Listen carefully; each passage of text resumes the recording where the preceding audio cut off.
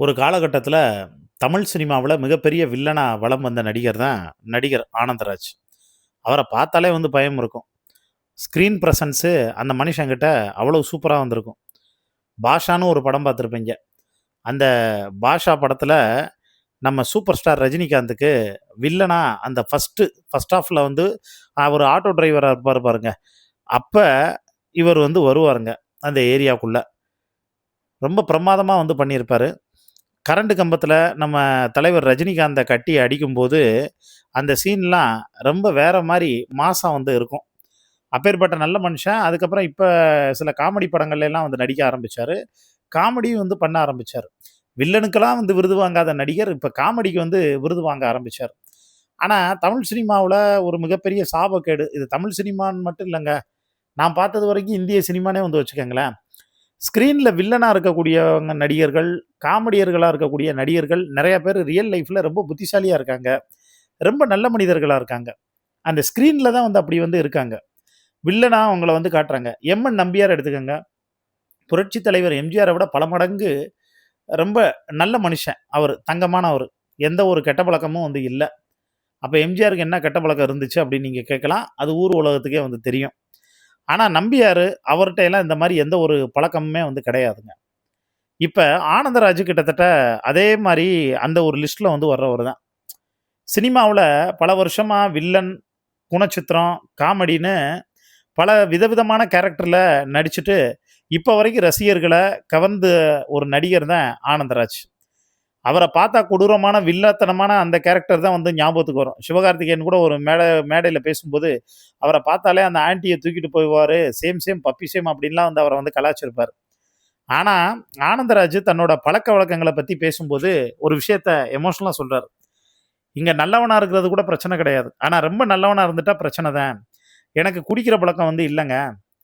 ஒருத்தவங்களுக்கு குடிக்கிற பழக்கம் இருந்துச்சுன்னா, குடும்பமே அழிஞ்சு போயிரும். அது அந்த குடும்பத்துக்கு மிகப்பெரிய நஷ்டம். ஆனா எனக்கு குடிக்கிற பழக்கம் இல்லாதனால மிகப்பெரிய நஷ்டம்" அப்டின்னாப்ல. அத ஆனந்தராஜ் இப்படி சொன்னதும், "என்னங்க இவரு இப்படி சொல்றாரு? குடிச்சா தான் நாசமா போவாய்ங்க.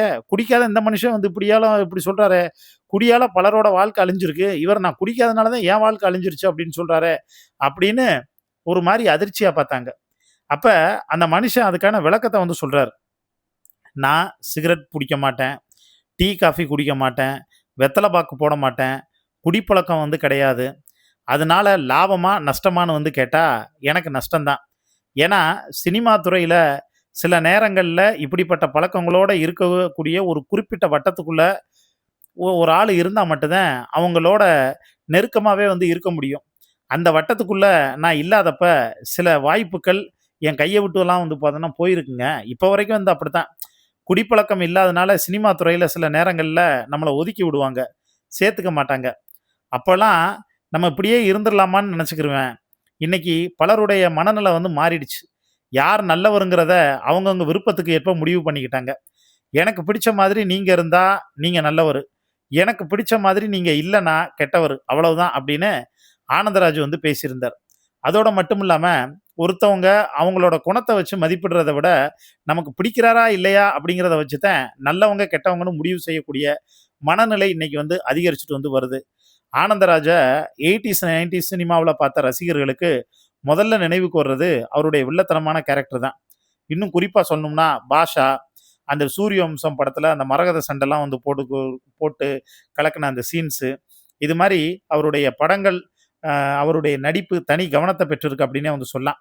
அதுக்கப்புறமா காலப்போக்குல வில்லனா மட்டும் இல்லாம, காமெடியான கேரக்டர்ல மற்றும் குணச்சித்திர வேடங்களையும் நடிச்சாரு. அ ஏழுமலை படத்துல "அடங்கொப்பேன் தாமிரபரணில தல முழுக" அப்படின்னு அவர் சொன்னக்கூடிய அந்த வசனம்லாம் ரொம்ப ஃபேமஸ் ஆச்சு. ஆனா சினிமாவுல வில்லனா பலமுறை பார்த்த ஆனந்தராஜுக்கு இன்னொரு முகம் இருக்கு.